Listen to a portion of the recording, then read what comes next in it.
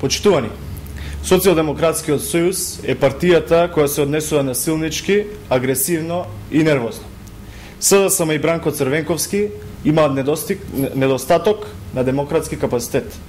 Секогаш, кога СДСМ се наоѓа во криза, се однесува насилнички, без разлика дали е на власт или опозиција. Социјалдемократскиот сојуз ќе остане запаметен како партија која предизвикува инциденти, агресија и партија која тепа граѓани. Тоа е загрижувачки и сериозно. Да подсетиме на неколку работи. Социјалдемократскиот сојуз ги тепаше граѓаните од старата Скопска чаршија во 1992 година. Социјалдемократскиот сојуз ги тепаше граѓаните на Ѓорче Петров во 1993 година. За време кога Социјалдемократскиот сојуз беше на власт, беше демолирана дискотеката Хард Рок. Се случија инцидентите во Тетово во 1994 година. Се случи тепањето на земјоделците од Куклиш, Плетвар и Радовиш во 1996 година.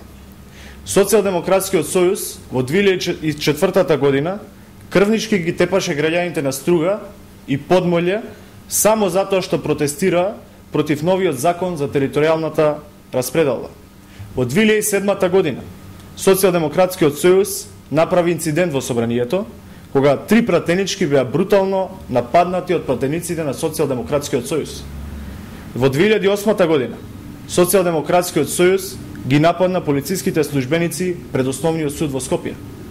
Социјалдемократскиот сојуз сега повторно направи инцидент и нападна службеник во собранието на Република Македонија, кој си ја вршеше својата службена должност. Ова станува опасно. Социјалдемократскиот сојуз повторно го избира патот на насилството наместо патот на демократијата. Социјалдемократскиот сојуз не се грижи за граѓаните и последиците кои ги нанесува врз угледот на државата со ваквите инциденти, туку единствено важна им е борбата за гола власт и нивната сурова желба за власт. Социјалдемократскиот сојуз е непоправлив, но разликата е што сега Бранко Црвенковски е свесен дека полека, но сигурно доаѓа крајот на неговата избледена политичка кариера и неговите денови во политиката се избројани. Ви благодарам.